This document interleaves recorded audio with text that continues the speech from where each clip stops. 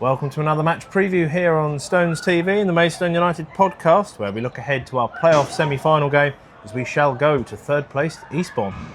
So only one place to start then, Nigel, and that quarter-final win at Worthing, Penbrooks, my nickname, sorry Tammy, at the double for the Stones. A mostly controlled performance, I thought personally. How was it from your lofty commentary perch? Oh, I thought it was a very controlled performance, and I thought it was a completely dominant performance as well. I think it's like I've said before, and I've said it on the hot take on Wednesday evening.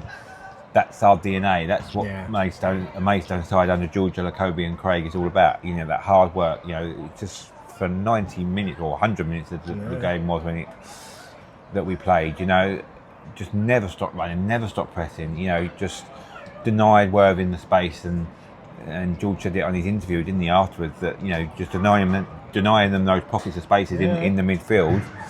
You know, slowly but surely you just wear them down, and you know, and then you're then forcing Worthing to play a system that they're not suited to.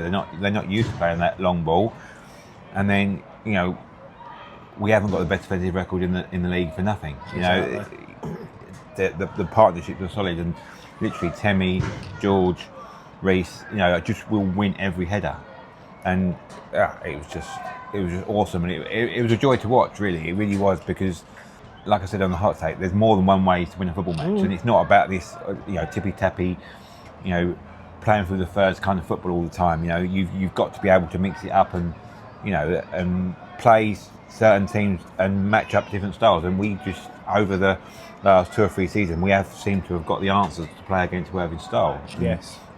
And so it proved, and you know you're doing something right when the opposition manager actually comes out in their press conference and highlights how good one of your players was.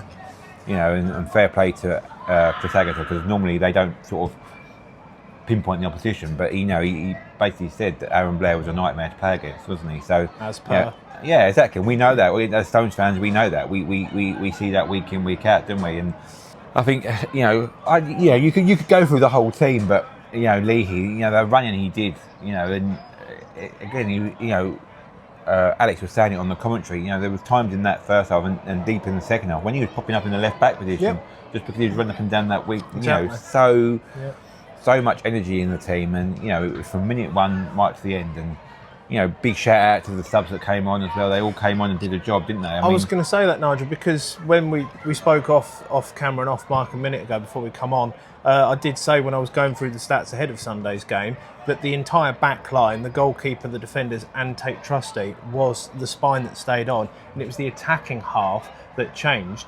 And of course, all of those subs, all 5 of them that came on, certainly Biv and Riley, both contributed to that final goal as well. Exactly. And I don't know if anybody watched the streaming on DAZN, and, you know, I've watched it back since, and it was a little bit biased, to say the least. but even they were, like, none of them were arguing about the penalties. Yeah. Do you know what I mean? And you sort of say 2 penalties to win it. They never really carved them open. But a 2-0 scoreline without the penalties would have been convincing enough, wouldn't it? Yeah. Do you know what I mean? And I think both the penalties were just because we'd worn them down. You know.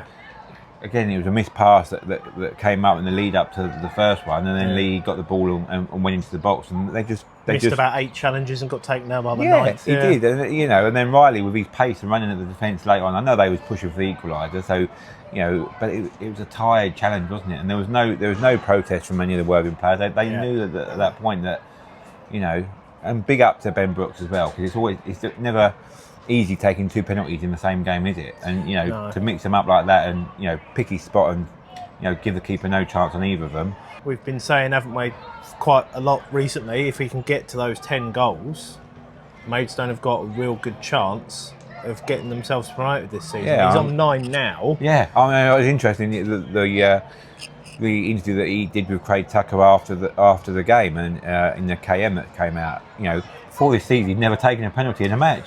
Yeah. Do you know what I mean? It's like, wow, you know, it's time to start, isn't there? Exactly. So, yeah, but it was just an all-round complete performance.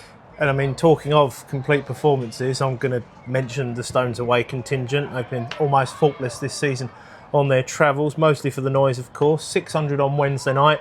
They didn't stop all evening, and going to say that you had a good view of us, because I was fortunate enough to be down in there. So the 515 or so representing the Stones on Sunday. Hope we'll have the same effect for the team. And I admire going there on Wednesday. It was brilliant to be in there, as we usually are. I know you're going to be doing down there for us, doing one or two bits for the club potentially as well. But just a real credit to the club, and they made a real noise and a real difference at Woodside on Wednesday, didn't they? Of course they did. The sense that I got was that we went there more in hope than any expectation. Yeah. Whereas Worthing... After last year, potentially? Yeah, maybe. Maybe. But, I think just for the position that we finished. But Worthing, you just got the sense, even before the game and the way they reacted after the game, they expected to get through that game. Their warm-up did seem quite relaxed and jovial. I do remember that. A number of people commenting on that I don't mean about the team, because you don't know what goes through the mind of the team. But the fan base, other people in the media, they was always already talking to us about the Eastbourne allocation for tickets. And, well, like you said, it was very much similar to Ipswich and some of the mentalities. Because I know you mentioned about one of the BBC colleagues that you hadn't seen since the Ipswich game. Yeah, exactly. So some strange parallels and feelings like that. But it's just it did have a certain feel to it. I mean, it got more and more nervous as it got to kick-off. I think once the game was underway, you could see the calmness from the pitch and the players just imbued all of the fans, and it's always a beautiful chemistry between both sides there. Isn't it? Exactly. That's what they need. That's what we need, and that's and it's, I say, working in tandem, isn't it? The more positive energy that the crowd can create, that sort of goes on to the team, and they want to perform for you. So, hopefully, we can continue that at Eastbourne, and I know it's going to be a reduced number at Eastbourne, but if that's sort of like a galvanising sort of effect for the team, for all those fans that have missed out, that are watching back here at the Spitfire Lounge and going to be watching it on the live stream on DAZN, you can put that performance in, and if everyone sort of fan ups their level that extra 100%, make it really sound like there's more there than what there actually is, I'm sure we'll go far. So, 24 hours prior to the Stones' first playoff game, and I'm sure that Alexis the Clown, look it up, you'll know what I mean. He had a little laugh at Dorking's expense as Maidstone go one step further currently than the bunch of amateurs up the road. The first playoff quarterfinal saw Dorking go 1-0 down via a Sousa opener. The Wanderers then went 3-1 up. 2 own goals for Dorking from Reynolds and Bush, either side of Pryor's header. Jimmy Mewett picked up a second yellow, meaning a red card. That was at 2-1. It then became 3-2 with Abdul Malik fresh from signing his new contract earlier this week. And then a banging Cox header on 89 minutes made it 3 apiece. Incredibly, one of those players who had been listed as scoring an own goal or 2 for Dorking, he in fact scored neither, then bagged the winner in the 96th minute. Redemption of sorts for Ilisanmi and his fellow defenders. Would score 6 of the 7 goals on the night, yet only win by 1. Crazy game, this football. They go through to play at Torquay on Saturday after their amazing 4-3 win against Dorking. We said there would be 5 cracking games in the South playoffs, and the first one did not disappoint, Nigel. It surely didn't, did it? I only caught the second half of it, but I think that was the bit to catch, wasn't it? I think it was, yeah. It was just mental, it just sums up this league, doesn't it? Yeah. I mean, you think it's going to go one way, you think it's going to go another way, and it's been like that all season with the league leaders. You get a team that gets top of the league, and you look at the games they've got coming up, you think, right, they're going to run with this now and pull away, and they don't. And you said it in the group chat, didn't you? 3-1, game done. Josh. Yeah, but it was mental like that. It was mental, wasn't it? Because you just don't associate Dorking. No. They were playing so well, and they were controlling the game so well. Because they had the red card, bear in mind, they had the red card at 2-1 and then made it 3-1. Yeah. So you think even with that lesser player, one fewer player on the pitch, you'd think you'd be able to overcome that issue because you've gone and got the next goal, the vital one. But just as you say, this division, this season has just been, I don't know. Who'd try and keep summing it up, eh? Exactly. What Wallies would do that. What Wallies would do that. But hashtag crazy, hashtag whatever. Hashtag never dull, hashtag never whatever he says over there. Yeah. But so it's Braun Wood that move on, and obviously they're going to face Tunbridge on Saturday. So obviously what that means is Tunbridge, It'd be nice if it was Tunbridge. It'd be local one. Yeah, Tunbridge would love it. I'd love that. Yeah, bite your arm off in their dreams, but it is Torquay. So they're playing on Saturday, aren't they? So the advantage of that is that Stones will go into the game on Sunday knowing where they're going to be heading, or either team really. As will, of course, Eastbourne. Every team will go. Both teams will go into that knowing what the next opponents are. So, to the comings and goings of our hosts since last time we played back in February at Priory Road. No new signings, but plenty of returns. Midfielder Jaden Davis returned from his Welling loan spell at the start of March. Former Stone against the Stones forward Alfie Pavey returned from his Farnborough loan at the end of March. Scored that equaliser against Worthing to maintain their unbeaten home record. Just before the regular season finished, Welsh forward Sia Legenza was recalled from his loan spell at Hastings United. So Nigel, with those extra couple of spots on the bench during the eliminators, those names could be crucial to Adam Murray's thinking come Sunday. Yeah, exactly, and they're all players that know this level, don't they? So another thing that obviously bearing in mind is that you have 7 subs to be named in the playoff. So again, that's the extra bodies around, and especially people with experience. They could be having a really sort of like indifferent season, but come up with a redemption and do something special in the playoffs. So it's going to be interesting to see the line-up that they come out with, isn't it? So the key men for Eastbourne this season: in goal, Joe Wright finished with 20 clean sheets from his 41 matches. He finished second only to our own Andre Jr. Moussa Diarra and David Cisse have been mainstays in heart of the Borough's defence. Only 1 goal scored between them in the league this season. Ex-Stone against the Stones, midfielder Dom Odesanya has played the most matches this season in the league. Both his goals came as consolations in a 4-2 loss at Chelmsford back in October. I did hear some rumblings that he might not be fit or available for the remainder of this season. No, could be misinformed. It's not the first time that's happened.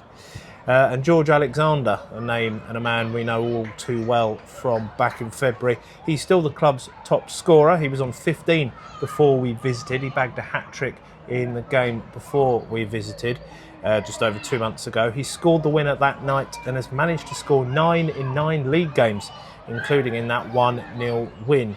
Half of those goals come from hat-tricks this season as well. So, Nigel, some very familiar names to Stones fans there, and one in particular you feel will probably get even closer attention this time around after last time around. Yeah, exactly. I mean, it was a close game, wasn't it, down the Priory Lane a couple of months ago. I mean, you was on commentary that game with Darren, wasn't you? Yes. And it was a very uncharacteristic goal to concede from a Mason point of view. That through ball on the floor that he ran onto. A long way back. Yeah, exactly. It's not a goal that you see us conceding that often, but again, it's something that they're going to be aware of, and you never know, because obviously all the managers at this stage of the season keep their cards very close to their chest. But he has been out injured the last few weeks, so he's only just sort of resumed training this coming week. He's put out a little bit of a video basically saying that he's back playing and he's fit to play. But again, he's not having got the minutes in his legs, so you never know how that's going to go, do you? And we saw that with Cashman, for example, coming on very late in the Worthing match. So you're wondering how many talismanic figures we can avoid for the most part in a playoff run. Yeah. Would be helpful. It's not something you're going to say turn your nose up to as a Stones fan, are you? No, but again, it's sort of like you don't want to. At the same time, you don't want to dwell on it too much, do you? And sort of like bank that they're not going to be there, and then they suddenly turn up on the team sheet, because that could have the adverse effect. So George and Craig will have their plans, and they'll be planning for all scenarios, and they'll pick the team that they think's best is going to cope and utilise the bench like they did against Worthing on Wednesday evening, and hopefully, whether the game would be 90 minutes or over 120 minutes, and going to penalties, they'll have their plans in place, and I'm sure they'll have all bases covered. They will. So Eastbourne's form since last we met at the end of February: 10 league games played, 5 apiece home and away. On the road, 3 wins against Lowley, Aveley, St Albans and Salisbury. One draw with Bath and a loss at promotion rivals Dorking. Whilst at home, 4 big wins, each by 3 or more goals against Chippenham, Farnborough, Weymouth and Weston, of course. Cheers again for that. The only drop points were in that 1-1 draw with Worthing on Good Friday that seemingly cost both sides the title in the end. They did spend 7 days at the top of the table. It's 1 home win apiece this season in the head-to-head, both by the odd goal. And we must mention that they are unbeaten at home in over 13 months and a whole season unbeaten in the league. The last team to win there in the league was, of course, the Stones. Only Boreham Wood in the FA Cup have won during this season. Can the Stones produce a cracking repeat from the previous Easter, Nigel? Yeah, it's going to start as a 50-50. They'll probably be slight favourites because of that home record and the fact that they haven't lost all season at home in the league. But, you know, like I said on the hot take on Wednesday evening, records are there to be broken, aren't they? They are indeed. So, you know, I wouldn't be surprised if we go a goal down and then go and win the game and, you know, beat take 2 records. Get that one as well, exactly, yes. Yeah, we've not won from behind yet this season, have we? The one that I've trot out quite a lot as well. So, yes, if 2 birds, 1 stone, I'd, of course, would be very happy with that. Yeah, I mean, I think you've got every chance. And, you know, people are saying that, you know, a team from 7th place in the National League South has never been promoted, but you know, I wouldn't mind betting that no team that's finished on 79 points has been 7th in the National League South. So, and the gap between 7th and 1st is probably the shortest it's ever been. So, exactly. So, you know, it's going to be on the day. It's going to be what team wants it. And like we said about the Worthing preview, you know, the team that doesn't make a mistake or a moment of brilliance, you know, it's going to be those sliding door moments. And, you know, you see it for all these games, you know, even going back, even this season, you know, we'll just talk about the Dorking-Bournemouth game, you know. Yeah. It's just that bit of momentum change and if we can control that and we can, you know, control the controllables. That's what it's about. You control what you can control. Don't make any rash challenges. Just stick to the game plan, and I'm sure, you know, come 5 o'clock on Sunday, all will be good.